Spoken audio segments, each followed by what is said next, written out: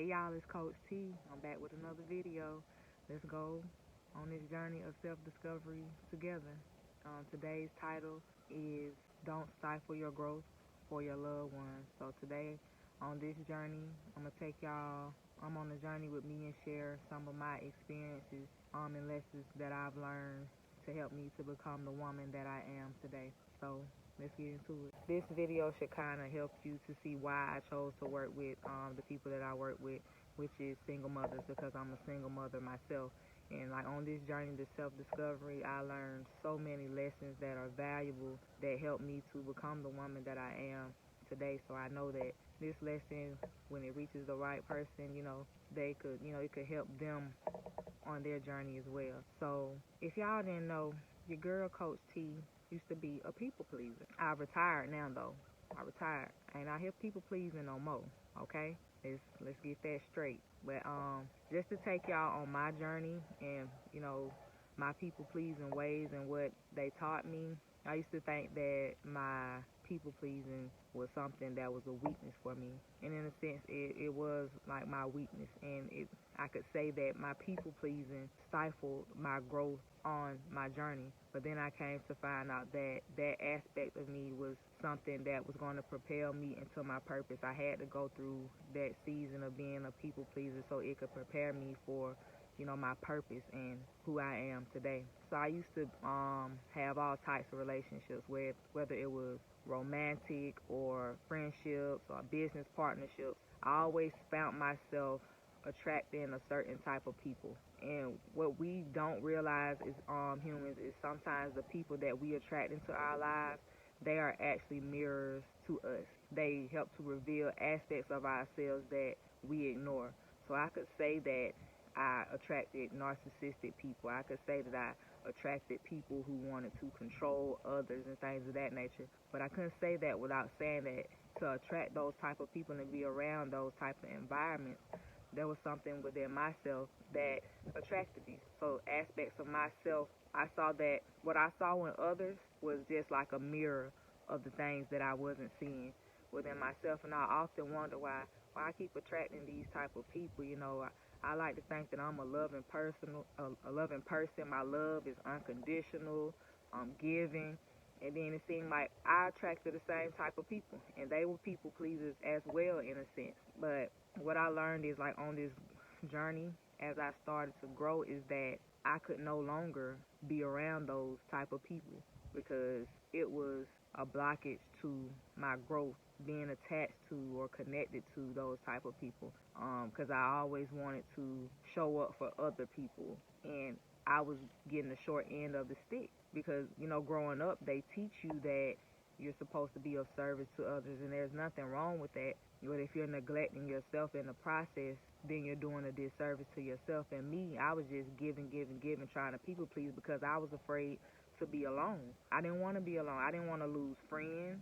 I didn't want to lose partnerships with my romantic partners, business partners as well. Even in that area, I didn't want to lose people, so I was people pleasing so much to the point that if I saw a certain action or some behavior that didn't resonate with me, that I knew wasn't right with me, that didn't align with my values, I would sit there and I wouldn't say nothing, all just to keep the peace, all to keep from not having confrontation with others.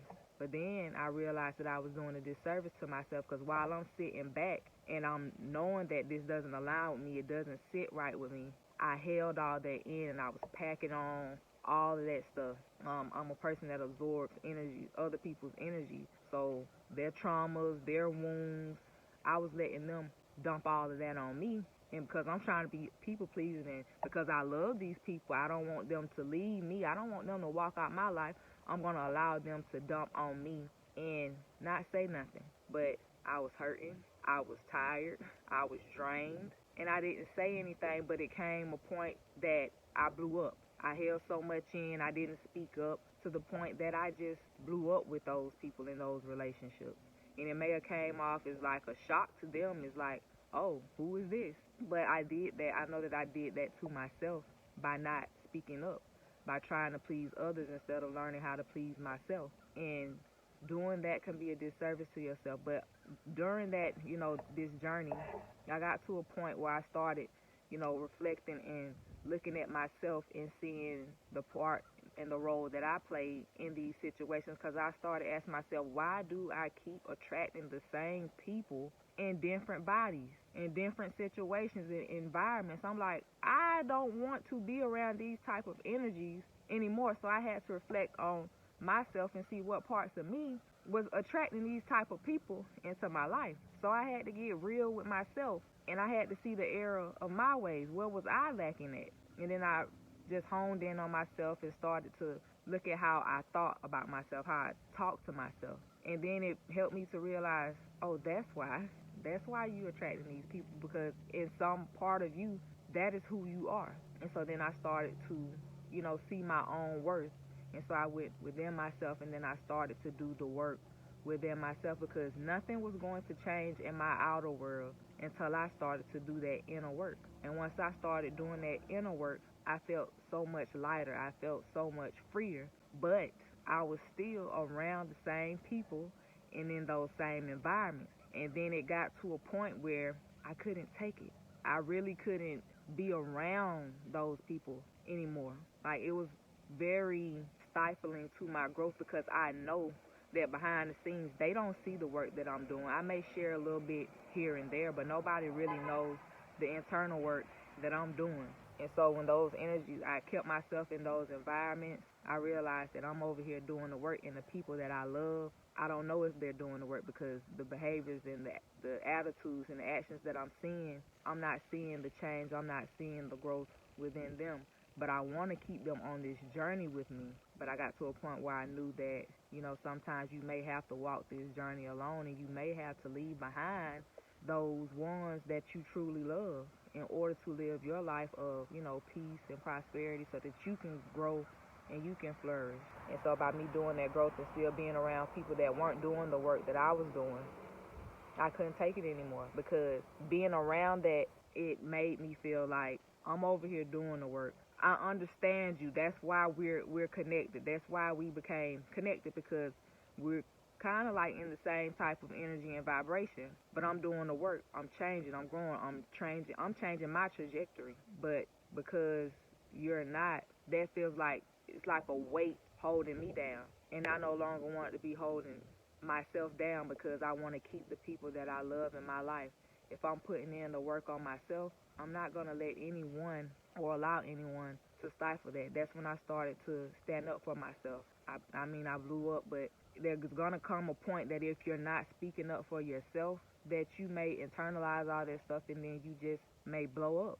So I had to learn how to stop that. And then, fortunately for myself, a lot of my relationships with whether it was personal, business, friendships, they all ended, because I was growing in a different direction. I had been in those spaces before where I was at my lowest, where I was beating up on myself, where I was trying to seek approval outside of myself from others. But then I got to this space on my self-discovery journey where everything that I was seeking outside of myself, I started looking within, and I realized that I was complete and whole on my own.